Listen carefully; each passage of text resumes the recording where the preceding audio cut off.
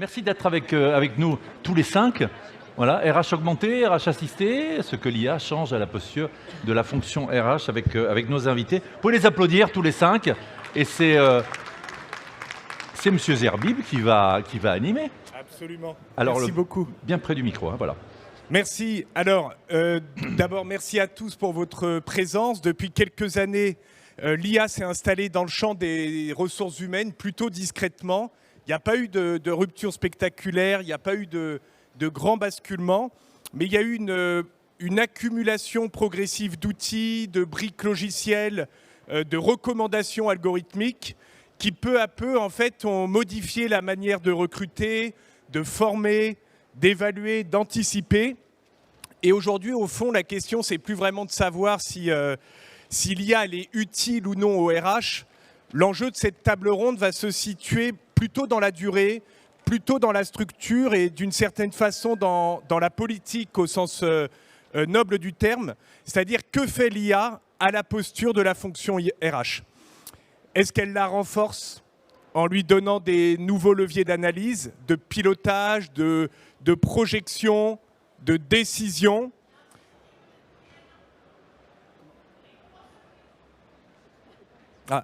Ou est-ce qu'elle la renforce en lui donnant donc ou est-ce que, elle déplace progressivement le centre de gravité vers la data, vers les outils et parfois vers d'autres fonctions de l'entreprise?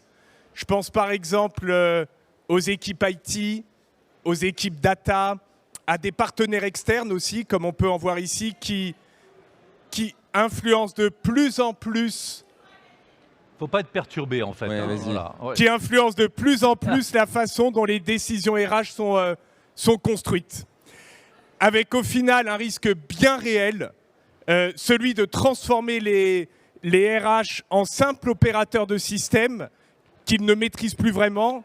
Autrement dit, est-ce qu'on doit parler de RH augmenté, capable d'arbitrer, de contextualiser, de décider, ou plutôt de RH assisté, guidé parfois, contrainte par des recommandations algorithmiques, de plus en plus intégrées aux outils du quotidien? Alors, derrière cette question, ce n'est pas seulement les outils qui sont en jeu. C'est notre rapport à la décision. Attends, Romain, il faut expliquer quand même. Il y a un ticket d'or à gagner et il y a un pot de popcorn. Ah, d'accord, merci, Bah Mick. oui, non, mais je c'est ça croyais le plan, qu'on était en dans fait. Charlie et la chocolaterie, là. Et il y a aussi une opération spéciale sur les filets de bar. Alors, moi, je vais vous le dire, Les vous filets perdez de bar votre temps sont en ici s'il y a promotion. des pop-corn gratuits. Je suis navré de vous... Je comprenais pas, j'entendais pas. Merci, Mick. Fais comme si de rien n'était. Rien n'est. Alors, derrière cette question, au fond, RH augmenté ou bien limité par l'IA, c'est pas seulement les outils qui sont en jeu, c'est notre rapport à la décision, notre rapport à la responsabilité et plus généralement une certaine idée du rôle des RH dans nos organisations. Et cette transformation, on la voit très concrètement. On la voit d'abord dans le rapport au temps. Il y a des cycles de décision qui s'accélèrent, des arbitrages qu'on doit rendre plus vite et parfois avec de moins en moins de marge de manœuvre. On la voit aussi dans notre relation aux collaborateurs, avec une promesse forte, celle d'une expérience qui soit meilleure, qui soit plus personnalisée, mais on perçoit aussi des risques, on en parlera tout à l'heure, la standardisation, la perte de confiance, des décisions qui sont parfois perçues comme étant plus opaques, moins humaines, et plus largement encore le risque d'affaiblissement du collectif au profit de trajectoires qui sont donc de plus en plus individualisées. Et enfin, cette question, elle pose cette transformation, elle pose clairement la question de la responsabilité. Qui décide vraiment? Qui interprète les recommandations?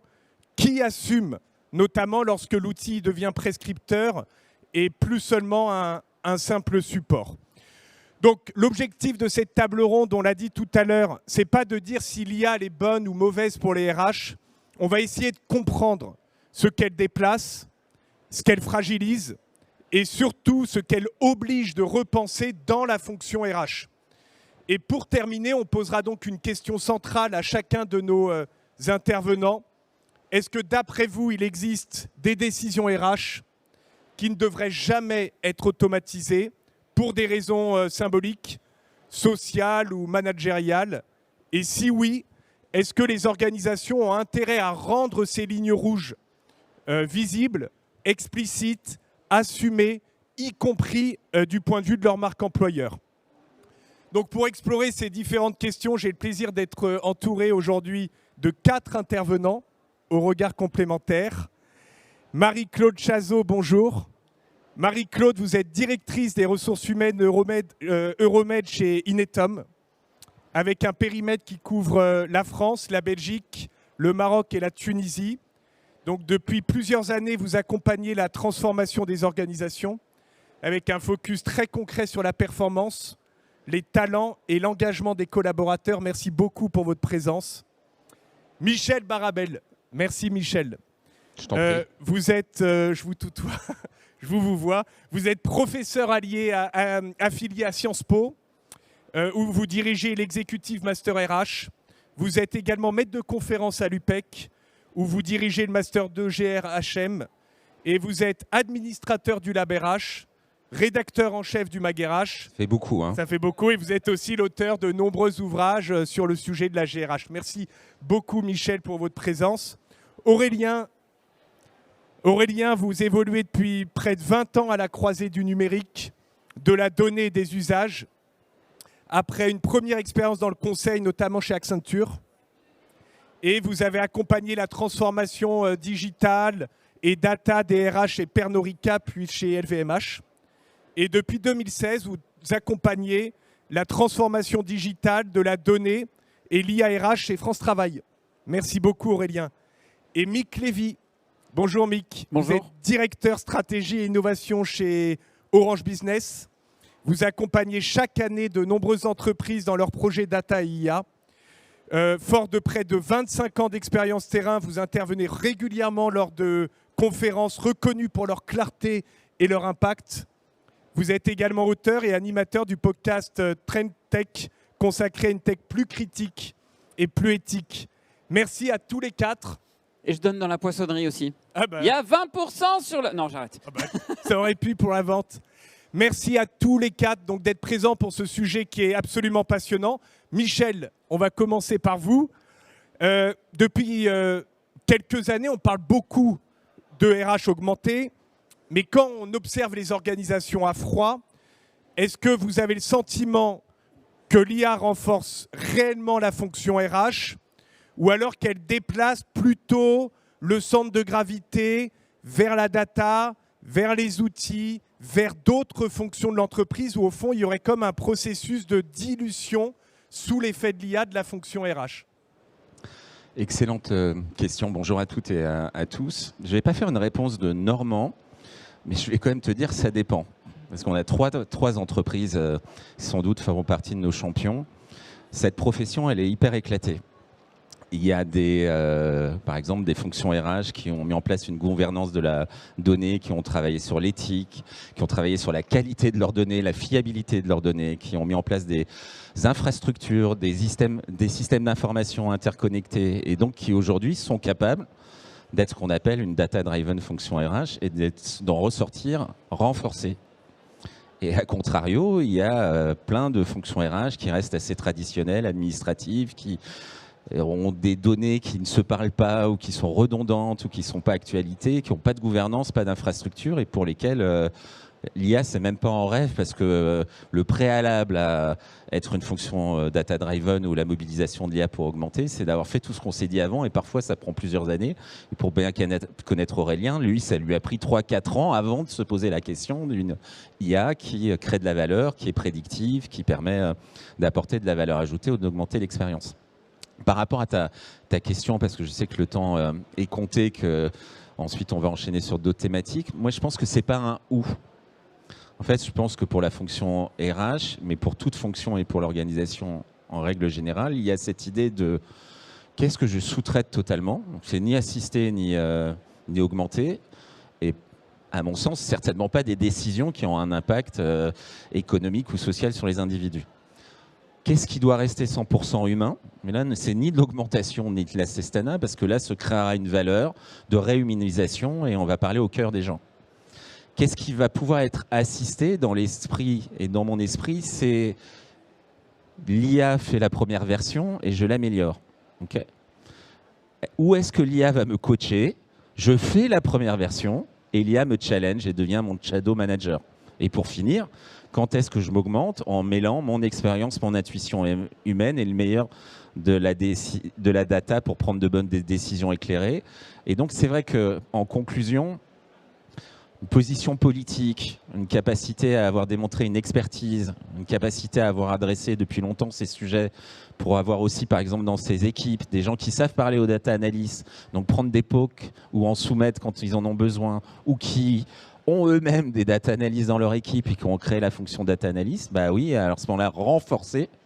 Et dans d'autres cas, effectivement, pas assister, mais potentiellement en voie de disparition, dilué ou totalement automatisé. Merci beaucoup, Michel. Marie, si on regarde les effets très concrets de ces transformations, notamment dans le recrutement ou en formation, où est-ce que vous en êtes aujourd'hui dans vos réflexions, notamment, je pense à l'expérience collaborateur? Et d'après votre expérience, comment on pourrait aller plus loin dans la compréhension des besoins au-delà des outils? Oui, merci. Bonjour à tout le monde. Alors effectivement, nous, en tout cas dans le périmètre Inetum, on a commencé à s'intéresser à ce qui était vraiment le plus important dans l'expérience collaborateur autour d'une fluidification d'un parcours. Et ça se tourne effectivement autour de 2 enjeux majeurs dans une ESN qui sont le recrutement et la formation. D'un point de vue recrutement, on a commencé par des choses assez classiques et je vous rejoins sur ce que vous disiez autour de qu'est-ce qui facilite la vie à la fois des candidats et des personnels en interne. C'est clairement fluidifier le parcours autour d'un matching intelligent entre les compétences et les profils recherchés et également faciliter la vie des recruteurs avec des bibliothèques de prompts partagées, se mettre d'accord sur les attendus de la part des managers, vraiment rentrer dans une sorte de gouvernance autour de ça. Sur les enjeux formation, là aussi, on était clairement sur 2 approches. Une partie très claire, automatisation, gestion de contenu, gestion des volumes. Et l'autre, vraiment autour de qu'est-ce qu'on peut faire pour proposer une approche de learning adaptatif, une espèce de Netflix de la formation avec des recommandations ciblées selon votre profil, vos appétences, votre manière d'apprendre, pour là encore travailler sur l'expérience collaborateur avec un objectif clair, et je vous rejoins complètement là-dessus, c'est-à-dire une approche holistique sur finalement où on met de la valeur, qu'est-ce qui peut être délégué à l'outil, qu'est-ce qui reste chez nous, en sachant que vous n'en avez pas parlé, mais on a quand même des zones de friction et des irritants qui sont assez paradoxalement, non pas la manière dont l'outil fonctionne, mais dont les humains se l'approprient dans leur quotidien, notamment les managers sans cibler personne. Et je dirais que pour avancer ensuite un petit peu plus loin dans la compréhension des besoins, effectivement aujourd'hui l'IA, elle nous donne des recommandations. Donc la question, elle est vraiment autour de notre posture RH dans ce qu'on valide, ce qu'on contextualise, ce qu'on intègre. Et puis aussi, ça dépend à l'aune de chaque entreprise de vos enjeux majeurs.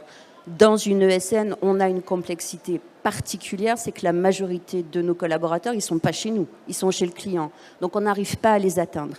Et il y a 3 moments dans la vie d'un collab qui sont vraiment importants. Le moment où il nous rejoint, le moment où il est dans une période d'intercontrat et le moment où on l'accompagne pour aller vers autre chose.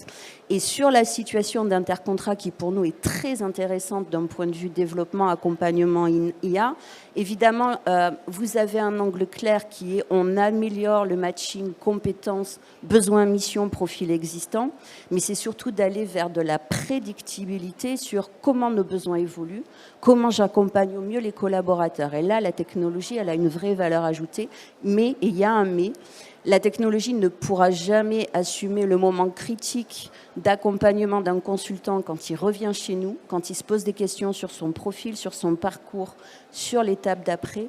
Et c'est vraiment là, en fait, que la partie humaine, elle garde toute sa valeur, son importance dans le placement et l'accompagnement du collaborateur. Donc aujourd'hui, on en est vraiment entre le rôle RH, il évolue clairement, et on est entre gardien du sens et prendre le train en marche. et définir aussi les zones de souveraineté qu'on souhaite garder et comment on les met en place dans l'organisation. Merci beaucoup. Aurélien, dans des dispositifs RH de plus en plus outillés par la data et les algorithmes, d'après ce que vous observez, est-ce qu'on assiste à une amélioration durable de l'efficience ou au contraire à des formes latentes de fragilisation de la relation entre l'organisation et les individus? Je pense en particulier à la confiance, au parcours. Comment vous interprétez l'effet de l'IA sur ces aspects-là, sur ces dynamiques? Alors, il me faudrait plus que 4 minutes, évidemment. Bonjour à toutes et à tous. Oui, le sujet est évidemment passionnant. C'est une très bonne question, alors un peu à tiroir, mais on va la prendre dans le bon sens. C'est-à-dire que, oui, on a de plus en plus d'outils RH, IA RH, data RH, et on en a besoin puisque on va traiter de plus en plus de choses dans les RH. Avant, on avait 1 ou 2 gros systèmes. Après, il y a eu le talent management et après, on voit que maintenant, c'est quasiment infini les possibilités qu'on peut faire avec les systèmes. On le voit ici avec le nombre d'exposants. Et il y a des choses qu'on peut gérer de plus en plus en RH et ça s'élargit chaque année. En plus, on vit dans un monde où on voit des vagues technologiques arriver en permanence. Donc, les RH se complexifient, les vagues technologiques se superposent. Le Covid, l'hybridation du travail, le cloud, l'IA, la data, etc. Donc tout ça fait qu'on est dans un environnement RH plus complexe. Donc les RH déjà non. Et des besoins humains de plus en plus, vraiment, on doit être les tailleurs des personnes, des parcours. Donc on doit être de plus en plus précis à l'écoute de toutes les générations qu'on a à l'heure actuelle en entreprise. Et forcément, donc les RH n'ont pas le choix que d'évoluer, de traiter plus de choses, plus de data. Donc déjà, il y a cette sorte de pression avec le temps et on n'a pas le choix en fait. Donc comme tu le disais tout à l'heure, on va faire vraiment de la data, on va creuser les choses et forcément on va avoir une RH plus efficiente parce que plus complète, avec une gouvernance de données, etc. pour avoir les données les plus précises pour driver notre RH. Ça, c'est hyper important. Mais est-ce qu'on y oublie finalement est-ce qu'on y perd notre but ultime, c'est de créer du lien, etc. Et bien, dans un certain sens, oui, parce que certes, il y a une promesse, par exemple, on dit toujours un manager, il a 40% de son temps dans la semaine à utiliser tout ce qu'on a créé, c'est-à-dire des formulaires, des reporting, des Excel, etc., etc. Si on arrive à optimiser ce temps-là, et ne serait-ce qu'à gagner, je ne sais pas, 5 ou 10%, ce qui peut faire une demi-journée, in fine, on va pouvoir réinvestir dans le collectif. Mais oui, la data, les algorithmes viennent un peu user le collectif. C'est très important de l'avoir en tête. Quand avant on demandait à un manager ou un manager demandait à un de ses collaborateurs ça j'ai oublié, je sais pas, je suis un peu gêné de te le demander, etc. Maintenant on peut aller demander à une IA. Donc on voit bien que ces moments de confrontation là sont petit à petit usés, les liens des collectifs peuvent être un peu usés. Et moi, c'est toute la théorie des systèmes socio-techniques augmentés par l'IA que je regarde de très près, puisque l'introduction d'une nouvelle technologie, un peu comme à l'arrivée de l'industrialisation, vient redéfinir le collectif. Et tout est question d'équilibre. Si dans mon équilibre organisation, collectif, technologie, enfin humain, technologie et IA, j'ai pas vraiment le bon équilibre, la bonne compréhension et la bonne redéfinition des rôles de chacun, je risque de perdre les apports de la technologie en rendant les humains moins efficients entre eux parce que le collectif ne prend pas. Et parfois, je peux même avoir vraiment une rétention, des personnes qui ne veulent pas y aller. Imaginez, vous êtes dans une agence, vous êtes dans un collectif, il y a un expert, je ne sais pas, en Excel ou en macro, etc. Il y a une personne qui connaît toutes les choses, je ne sais pas, sur de la technicité, etc. Vous amenez de l'IA, la macro, elle est faite en 1 seconde, etc. Donc les rôles, les perceptions de chacun dans le collectif changent. Et ça peut être beaucoup plus destructeur que l'arrivée elle-même de la technologie qui est censée régler des problèmes. Donc en fait, tout est question d'équilibre, tout est question certes d'adoption de la technologie, mais également de culture en fait. C'est vraiment un sujet culturel et c'est vraiment moi ce qui me passionne dans toute cette aventure-là. Voilà. Merci beaucoup Aurélien. Mick, justement en matière d'adoption et appropriation, sur le terrain, comment vous analysez l'adoption de l'IA par les fonctions RH? Est-ce que de votre point de vue, il s'agit d'une adoption qui est réellement choisie ou d'une forme d'adoption embarquée, parfois subie, à travers des outils du quotidien? On pense au recrutement, au tri de CV. Et qu'est-ce que ça a, à votre avis, en termes de maîtrise, de souveraineté et de responsabilité de la fonction RH? Donc on voit que les outils s'insinuent dans les organisations. Comment vous analysez ça, Mick? Alors quand je suis face à des RH, je crois qu'il y en a quelques-uns dans la salle, j'aime bien commencer en vous attaquant un peu, en disant que vous êtes finalement les derniers bastions de la digitalisation de l'entreprise. Ne me tapez pas. Mais il y a un match quand même avec les juristes, mais globalement, on en est là. Et peut-être bien que l'IA est la première technologie qui vient aussi frontalement questionner la fonction RH. Donc c'est pour ça que c'est très bien d'être là, de se poser ces questions-là, de se poser les questions sur votre rôle, comment il va évoluer et comment ça va changer la gouvernance même de l'entreprise. Par rapport à ta question de l'adoption, je pense, et ça va être important pour la suite de notre débat, qu'il faut différencier ce qui se passe en IA. Depuis qu'il y a ChatGPT, tout le monde découvre l'IA et on a l'impression que l'IA est en train de se réduire à l'IA générative, voire même pour beaucoup à ChatGPT. C'est totalement faux. Il y a au moins 3 types d'IA, je vais les brosser très rapidement, et au moins 3 voire 4 possibilités de les intégrer dans l'entreprise qui nous donnent des réponses qui sont très différentes à toutes nos questions. Les types d'IA d'abord. Il y a d'abord les IA dites analytiques, celles qui s'occupent de vos données dites structurées. Je vais préciser tout ça. Les données structurées, celles qui sont en ligne, en colonne, que vous pouvez mettre dans un beau tableau Excel bien organisé. Généralement, c'est des nombres. Fabuleux pour faire des recommandations de formation, par exemple. Fabuleux pour arriver à prédire les collaborateurs qui risquent de partir, par exemple. Fabuleux pour faire du matching de compétences. Ce sont quelques exemples des IA analytiques. Vous avez les IA perceptives, qui savent récupérer un CV, une lettre de motivation, les analyser, ressortir les mots forts, des choses comme ça, qui s'occupent du texte, finalement, de ces données dites non structurées. Vous avez maintenant les IA génératives, que vous voyez bien, vous les utilisez certainement de plus en plus au quotidien, qui vous permettent d'analyser des textes, de croiser des données et surtout de générer de nouvelles informations, de nouveaux textes, des contenus peut-être pour les réseaux sociaux, des contenus pour vos formations, etc., etc.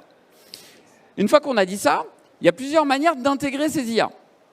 Il y a la manière en les intégrant dans nos logiciels et en les intégrant finalement dans nos processus. C'est là que c'est l'IA qui va nous dicter qu'est-ce qu'il faut faire ou qui va nous émettre une recommandation qu'on va choisir de suivre ou pas, selon qu'on puisse le faire d'ailleurs, mais selon la sensibilité de chacun.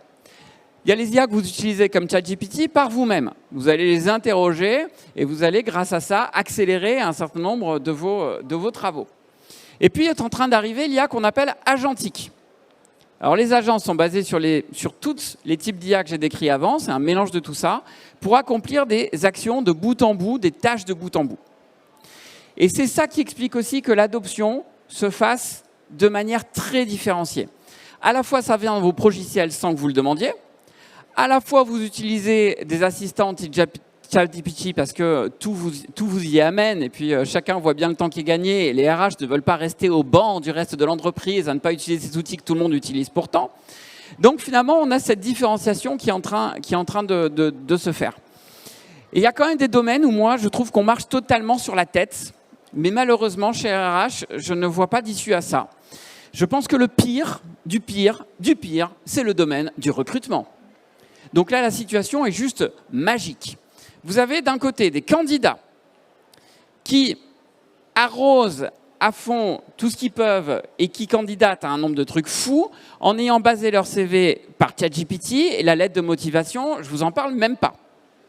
De l'autre côté, chez vous, vous recevez du coup 54 000 candidatures pour un poste marketing au hasard.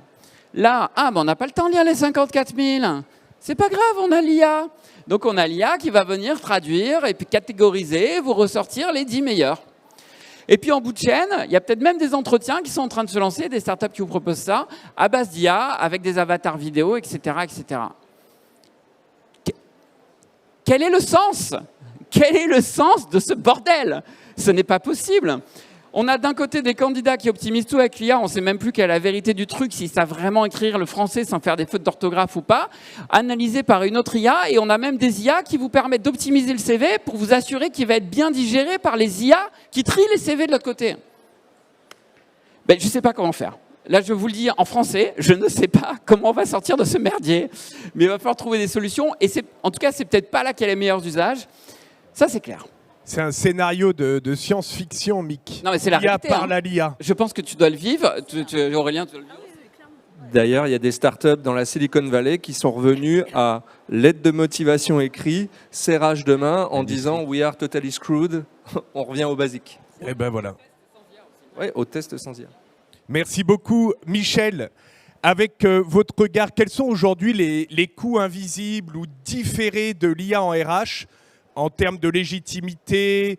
On peut parler aussi de responsabilité diluée ou même de perte de sens. Qu'à votre avis, les organisations aujourd'hui ont tendance à sous-estimer ou qu'elles sont en train de prendre en compte? Parce que là, ce qui est intéressant quand même avec cette table ronde, c'est qu'il y a un certain niveau de maturité. Les organisations ont quand même lancé des outils. Il y a eu des tours de piste et on commence à mieux apprécier les incidences. Ouais, la question mérite d'être posée surtout dans un salon parce que depuis quelques années, quel que soit le type d'IA et de manière générale pour toute nouvelle technologie, il y a une surpromesse de gains, il y a une sous-estimation des coûts et en particulier des coûts différés. Parce qu'il y a des gains immédiats et il y a des coûts indirects à long terme qui peuvent faire que l'équation n'est absolument pas rentable. L'espérance de gain qu'on arrive à mesurer aujourd'hui, c'est les gains de productivité. C'est vrai que moi qui fais une méta-analyse, je vois plein d'enquêtes qui arrivent à démontrer sur certains types d'activités, de compétences que c'est le cas. Dans les méta-analyses, qu'on arrive à démontrer aussi, c'est que ces gains de productivité n'ont aucune incidence sur la création de valeur, sur l'innovation, sur la création de performance et sur la satisfaction des utilisateurs. Parfois, c'est pour faire plus de la même chose et donc générer de l'usure. Donc, pour répondre à ta question, sur les coûts, il y a sur tout ce qui est décisionnel et aussi parce qu'il y a l'IA Act et RGPD et compagnie, même si parfois on prend du retard, on ne sait pas si ça sera sanctionné, le coût du contrôle. Ce qui se déplace, c'est je ne fais plus mais je dois contrôler. Par exemple, à Paris, je travaille avec l'hôpital Mandor et la communauté française des radiologues. Par exemple, c'est des gains de productivité de 26 minutes pour des radiologues de plus de 45 ans parce qu'ils sont suffisamment forts pour contrôler en quelques minutes. Mais c'est une perte de 22 minutes pour les radiologues de moins de 25 ans parce qu'ils ont tellement peur de se tromper dans le contrôle que leur nouvelle vie, c'est de contrôler l'IA. C'est encore une aberration à la MIC, telle que tu la racontes. D'autant plus qu'on n'est pas sûr qu'ils monteront en expertise puisqu'ils ne feront jamais eux-mêmes les choses. Il y a un coût cognitif, que ça soit de l'usure, de la fatigue visuelle, de la fatigue cognitive, voire, et tu l'abordais aussi, d'un sentiment d'inutilité qui pourrait au bout d'un moment peser sur ta productivité, ton sens au travail et ta volonté de t'engager dans une organisation, voire de déficit cognitif, puisque dans les travaux aussi, les méta-analyses, on voit que très vite, ce que tu ne fais plus, tu désapprends à le faire, et que le refaire... Le cerveau, c'est magique. C'est en gros, le cerveau, son moteur, c'est moins travailler, et plus de plaisir. Et tu lui proposes un outil où il va moins travailler et a priori, tu lui fais une promesse du coup de plus de plaisir. Et factuellement, c'est dans les travaux de Kahneman, cerveau de type 1, cerveau de type 2. Mais comment tu produis de l'expertise pour contrôler, améliorer et aller vers des tâches émotionnelles, relationnelles et cognitives à plus forte valeur ajoutée si tu n'es pas passé par l'effort, l'ancrage mémoriel, le challenge qui est le seul moyen de créer des réseaux de neurones dans ton cerveau pour produire une expertise qui te permet de bien utiliser l'IA. Et d'ailleurs, moi, je suis toujours estomaqué avec des hyper-experts qui trouvent l'IA formidable. Leur argument est le suivant, j'ai plus besoin de stagiaires, j'ai plus besoin de bosser avec des équipes, je peux tout faire tout seul, mais ok bonhomme, tu as 30 ans d'expérience derrière toi, tu sais l'utiliser parce que tu as appris pendant 30 ans, mais dans 10 ans, dans 20 ans, et ceux qui vont démarrer avec ces outils-là, tu y as pensé? Donc je pense que les coûts à long terme sont extrêmement conséquents, que ce soit de manière sociale, sociétalement, humainement. Mais bien entendu, comme c'est à 2, 3, 4, 5, 10 ans, on fait comme s'ils n'existaient pas et on va avoir un impact très fort sur les gains de productivité immédiats et à court terme et sur la facilité et le côté sympa de l'outil, au-delà même du côté kafkaïen. Et donc, attention danger, ce serait intéressant d'avoir un coût complet et de chiffrer aussi des coûts de manière un peu prospective à 3, 5, 10 ans pour avoir quelque chose peut-être qui nous pousserait à ne pas y aller. Parce qu'en plus, des gains pour qui? Pour des humains ou pour un système ou pour une organisation. Dernier point avant de passer, moi j'ai le sentiment, c'est une autre critique que j'ai, et c'est pas tout à fait la même que celle de Mike, on a fait exprès de créer des bureaucraties hyper complexes pour mettre en place des IA qui sont les seuls à être capables de gérer la complexité qu'on a nous-mêmes générée. Tu vois, je t'en sors une autre dans ce style-là. Et si on avait simplifié nos organisations, si on savait se parler directement, si on savait faire les choses simplement, on n'aurait pas besoin d'IA. Donc on a créé nous-mêmes les conditions, par notre bureaucratie organisationnelle, d'un déploiement d'un outil magique qui va t'enlever la démocratie, la bureaucratie que tu as toi-même créée. Tu vois, je te laisse réfléchir là-dessus, Romain, de quelques minutes. Merci Michel. Donc on voit des dynamiques anthropiques où des organisations sont en train de décliner sous le poids de leur propre intendance. Donc réfléchir à une bonne acuité pour les coûts cachés, c'est essentiel. On voit aussi des automatisations qui retirent le sel de certains métiers et détruisent de l'engagement. Et puis enfin, on l'a vu pendant la Covid, on a délégué la production, on a vu les problèmes. Demain, déléguer le cognitif, quid des incidents stratégiques à terme. Merci beaucoup Michel, ce sont des sujets. Pour chaque question, il y a une thèse de doctorat à la clé, pour ceux que ça intéresse, parce qu'il y a beaucoup à dire. Marie-Claude, sur la temporalité RH, quel est votre regard sur l'impact de l'IA, sur les cycles de décision, les arbitrages et plus globalement le rythme de l'organisation? Est-ce que vous trouvez que ça induit une surchauffe organisationnelle? Alors, même si c'est à mon corps défendant, je vais rejoindre ce que disait mon voisin de gauche, parce que pour moi, l'impact de l'IA intégrée, c'est vraiment sur la temporalité RH. Les RH, je ne vais rien vous apprendre, c'est quand même la fonction avec la finance qui est basée sur une temporalité. Vous avez un process de paye, vous avez un process d'évaluation annuelle, vous avez un process de talent review, tout est processé sur une base. On collecte des données, on les analyse, on les intègre, on les valide, on les met en œuvre. L'IA, elle nous amène dans des boucles décisionnelles beaucoup plus rapides, qui sont accélérées et qui nous mettent face à une analyse de plus en plus immédiate, avec des recommandations qui sont là dans la foulée, et du coup des arbitrages qui peuvent arriver plus vite, mais aussi une pression supplémentaire sur la fonction RH de donner un avis, de donner un retour presque dans l'immédiateté, alors qu'on prenait le temps avant d'analyser un certain nombre de choses. Donc moi, je suis partagée, pour être honnête avec vous, parce que je vois une partie qui est une vraie création de valeur dans ce qu'on fait, on ne peut pas le dénier, mais aller plus vite, ça ne veut pas dire aller mieux. Et je vous rejoins, parce que j'ai beaucoup de dirigeants d'entreprises, pour ne pas les nommer, qui sont omnibulés par le fait de gagner des gains de productivité, mais pourquoi faire au final? Donc, ce qui peut changer concrètement, en fait, moi, je vois plusieurs choses. On a parlé d'automatisation des tâches administratives, du pilotage analytique intensifié, l'amélioration des arbitrages. Je vous rejoins tout ça. Il y a des vrais atouts pour moi aussi sur tout ce qui est gestion de la force de travail, le workforce management, arriver dans une logique de prédictibilité qui est toujours quelque chose qu'on n'arrive pas à atteindre. Et c'est un vrai vecteur d'amélioration et d'accélération. Après, en termes de dimension RH, ça met aussi en lumière ce qui reste intrinsèquement humain, à commencer par les relations sociales, qui sont dans un temps mais totalement différent, à commencer par la relation entre un manager et son collaborateur, et la responsabilité humaine dans tout ça vis-à-vis entre ce qu'on fait nous-mêmes et ce qu'on délègue à la machine. Et puis moi, la question que je me pose derrière, c'est aussi le risque de dilution en termes d'intention RH, c'est-à-dire si tout devient instantané, où est la création de valeur? Et c'est quoi l'espace de délibération humaine qu'on garde dans une organisation pour l'évaluation d'un potentiel, pour une prise de décision difficile, pour une décision de séparation aussi, je veux dire, où on place la barre de ce qui reste dans l'immédiateté, de ce qui reste d'un temps un peu plus long.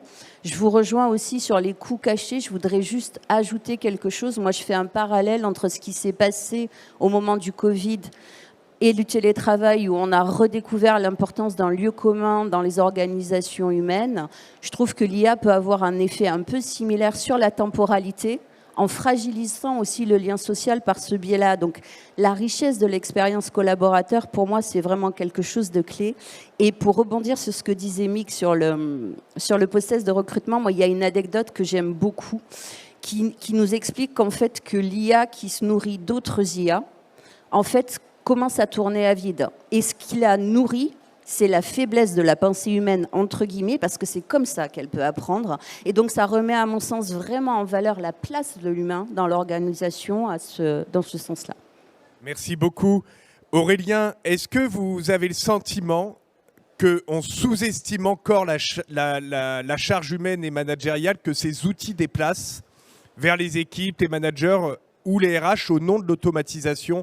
Est-ce que vous pensez que les organisations sont matures ou qu'elles sous-estiment ce que ça induit?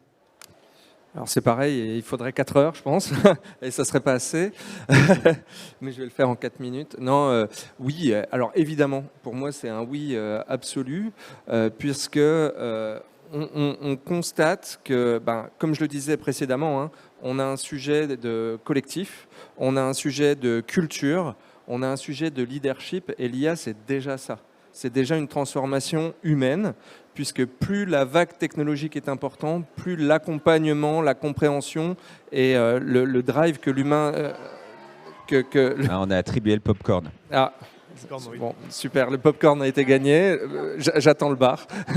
Et plus l'humain va être important, et son accompagnement aussi, puisqu'à la fin, nous sommes un animal social. Comme tu le disais à l'instant, il nous faut de la société, il nous faut du lien pour que tout ça fonctionne. C'est pas pour rien qu'on parle de société. On travaille dans une société. Et donc, tout ça, c'est très important. Mais oui, à l'heure actuelle, je suis un RH. Comment je vais accompagner tout ça? Parce que la transformation culturelle, la transformation du collectif, cet accompagnement, c'est un peu des matières molles. C'est quelque chose, transformer une culture dans une boîte, transformer une perception, il n'y a rien de plus difficile. Ça prend énormément de temps. Or, cette technologie, elle va très vite. Hein, par exemple, si je prends l'IA, ça arrive très vite. Alors, le sujet qui va être très important, là, si je suis un manager, un RH, qui sont généralement les deux piliers de la transformation dans les entreprises, c'est que je vais déjà être obligé de comprendre ce qui se passe sur le marché du travail, ce qui se passe dans les emplois, dans les compétences, leur dynamisme. Je vais devoir être en capacité, parce que les RH, les managers, ils sont au contact de ce marché du travail pour que leurs équipes fonctionnent, pour que l'entreprise fonctionne. Il faut comprendre ce qui se passe, être capable de recruter, d'attirer, de mettre tous ces collectifs-là à jour, d'impulser cette culture, de les former, de comprendre là où on a des choses à perdre, là où on a des choses à gagner, d'augmenter ces fameux collectifs. Comme tu le disais un petit peu précédemment, si je choisis une IA qu'on appelle de substitution versus une IA de confrontation, une IA de substitution me remplace, je perds de la compétence, je commence à avoir ce qu'on appelle le ghostwriter effect en neurosciences, c'est-à-dire à force de faire les choses 3 jours après, je m'en rappelle plus. Si moi, par contre, je le fais à la main en permanence, je l'apprends, je le connais par cœur. Donc même les neurosciences disent you use it or lose it. Si on arrête d'utiliser des canaux, on les perd définitivement. Hein. On recrée autre chose, mais on perd des compétences. Donc le sujet, par contre, si comme tu le disais, je réfléchis mon travail, je fais un plan, je demande à l'IA de le contrôler comme un sparring partner, et ensuite je l'améliore, je trie les choses, là je progresse. J'apprends à avoir une intelligence hybride, je vais beaucoup plus loin. Donc tout ça, il faut être aussi en capacité de l'inculquer, de l'accompagner. Et c'est quelque chose qu'il faut être vraiment, qu'il ne faut pas prendre à la légère, à mon sens. Garder le tissu dans le collectif. On voit que l'IA, voilà, les gens travaillent de plus en plus de manière isolée, s'isolent de certaines interactions, alors que pour moi, c'est ce qui fait la richesse du travail, la richesse du collectif. Brainstormer avec une IA ne doit pas empêcher de brainstormer avec le collectif. Pourquoi pas brainstormer en collectif en ajoutant une IA comme un passager mystère ou un client pour le faire raisonner? Oui. Donc, il faut être en capacité d'apprendre à désapprendre et avoir de la learnability pour introduire l'IA de manière appropriée dans le collectif, dans les workflows, dans les processus, dans la data, comme le disait Mick aussi tout à l'heure. Et ça, c'est extrêmement important. Donc oui, ça représente une charge colossale. La maturité par rapport à la vitesse, elle n'est pas là. Et le sujet, c'est de ne pas se retrouver dans des crashs comme Mick l'expliquait très bien, c'est-à-dire d'avoir des situations un peu ubuesques. C'est pas dit qu'on ne nous dira pas, un peu comme dans la sédentarité où on fait du footing parce qu'on ne bouge plus, on sera peut-être obligé bientôt de faire des exercices de calcul mental parce qu'on ne réfléchit plus assez. C'est quand même... Voilà, c'est encore un paradoxe à la Mick. Check, t'en as beaucoup.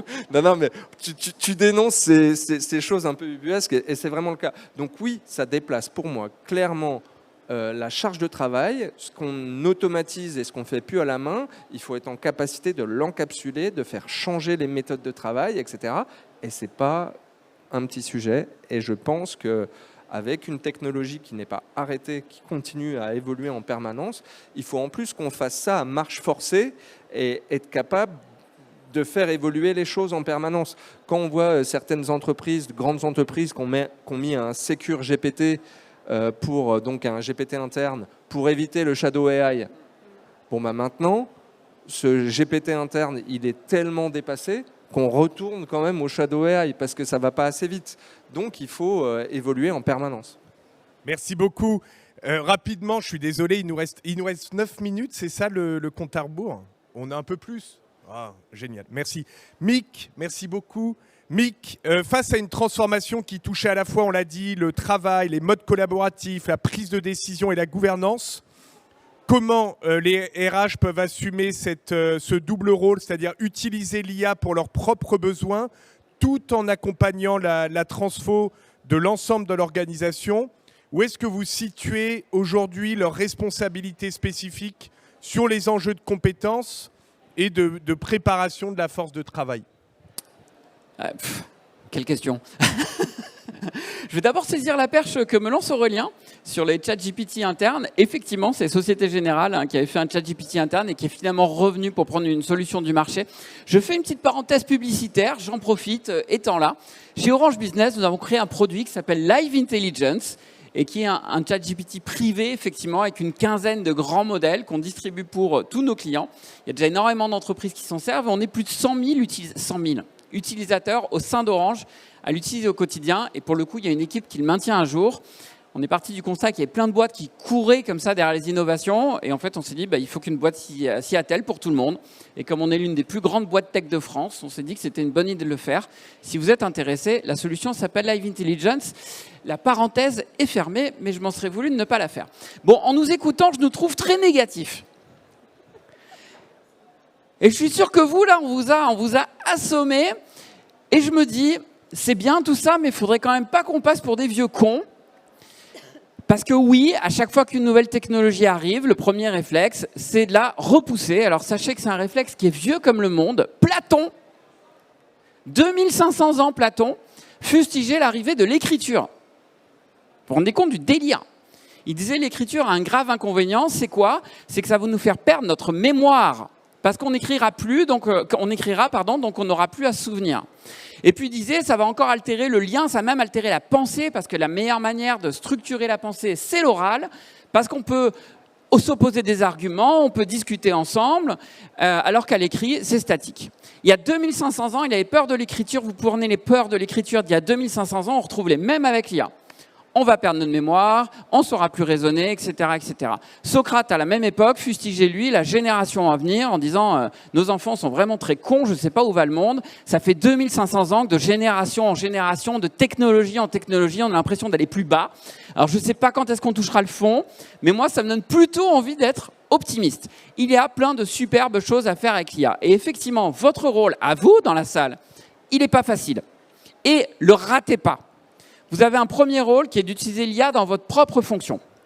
Un vieux prof de RH m'a dit « Les RH, c'est chouette, mais en vrai, c'est plus de 60% d'administratif. 60% d'administratif. » Alors, quand on se pose la question du sens, est-ce que le sens de votre métier, je pense à ma responsable RH, Malvina, que j'adore, qui me répond toujours avec le sourire, et que j'appelle au moins 2 fois par an en lui disant Malvina, je ne comprends rien à tes putains, parce que je suis pas très poli en plus, à tes putains de compteurs RH. C'est incompréhensible.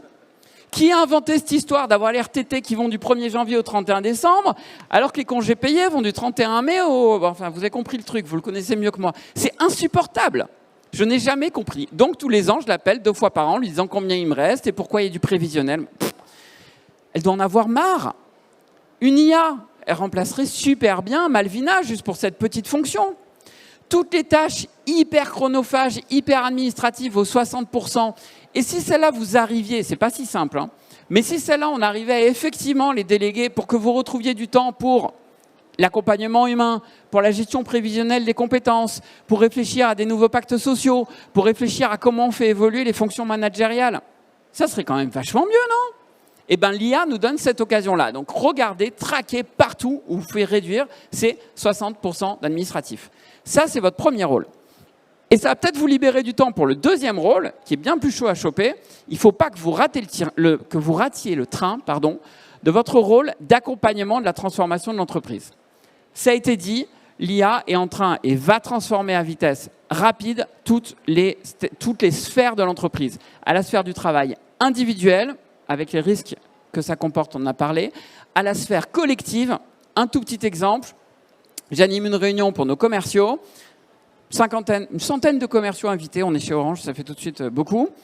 Et une commerciale, je tairai son nom là, qui me dit « Mick, je ne peux pas rester, mais je t'envoie mon IA à ma place, elle me fera le résumé. »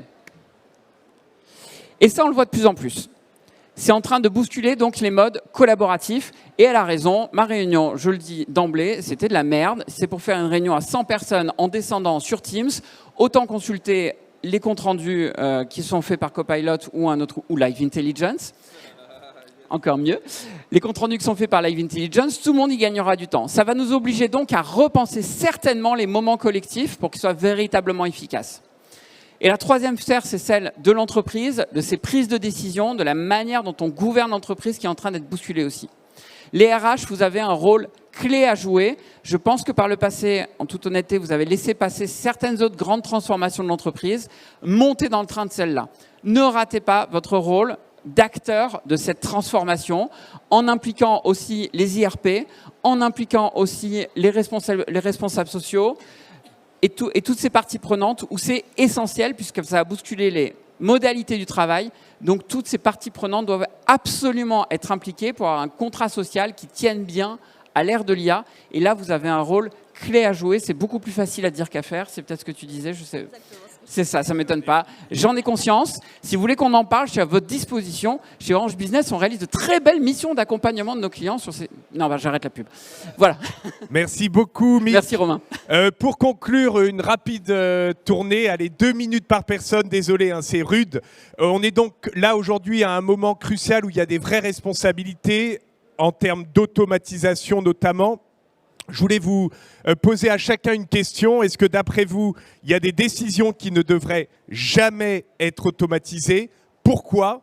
Et est-ce que, de votre avis, ces lignes rouges, elles doivent être évoquées explicitement dans la marque employeur? Est-ce que c'est un vecteur de repositionnement pour les organisations sur le marché? Façon, nous, on n'utilisera pas l'IA pour. Est-ce qu'à votre avis, c'est un enjeu ou pas? Allez, je commence par Michel. Vous avez 2 minutes chacun. On passe l'examen. Oui. Moi, très clairement, j'aime pas l'IA qui décide. J'aime bien l'IA qui conseille, qui développe, qui challenge, qui augmente. Donc je trouve ça dangereux de passer, j'ai Charles-Henri en face de moi depuis le début, de ce qu'on appelait déjà il y a 20 ans le taylorisme 3.0. Autrement dit, revenir à la théorie moderne du chef, c'est moi le chef, mais ton chef c'est plus toi, c'est l'IA. Et je trouve qu'il y a un énorme danger là-dessus, parce que quand une IA te dit il faut aller à droite, avec 3 milliards de données qui le justifient, qui aura le courage d'aller à gauche et de prendre le risque de se planter? Et on l'a vu pour le coup dans nos heures sombres, il y a quand même 98% des RH qui suivaient dans les années, à la fin des années 90 la graphologie, parce qu'il valait mieux suivre une graphologie qui disait mal, plutôt que d'avoir seule raison et de s'être planté et d'être mis face à ses responsabilités.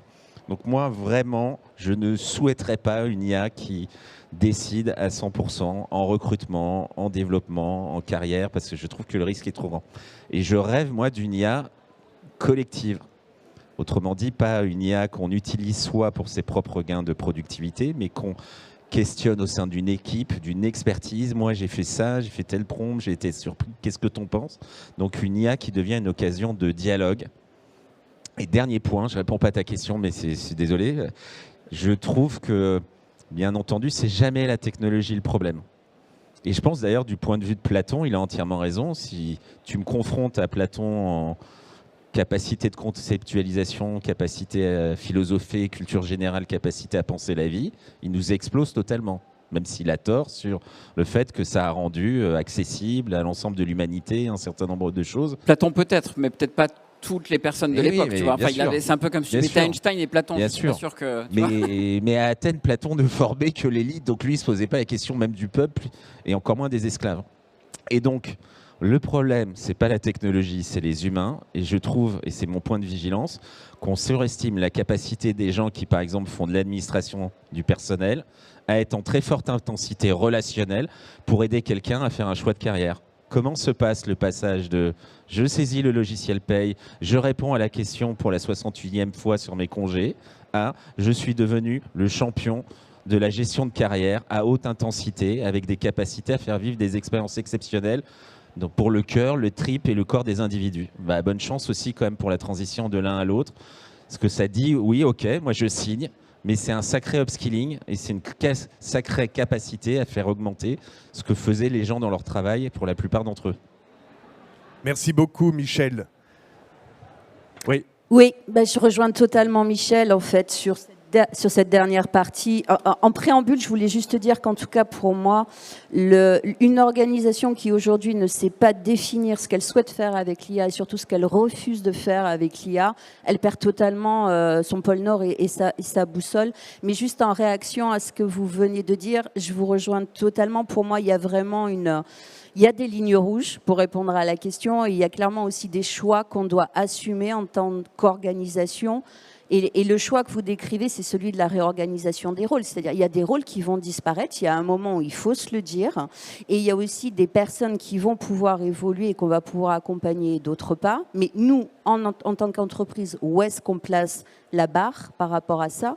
Il y a évidemment des choses en termes de temporalité, on en a discuté, qui vont bouger. Et puis, vous l'avez très bien mentionné, le problème, enfin là, c'est pas le problème, c'est la question de la montée en compétences sur tout ce qu'on appelle des tâches à valeur ajoutée.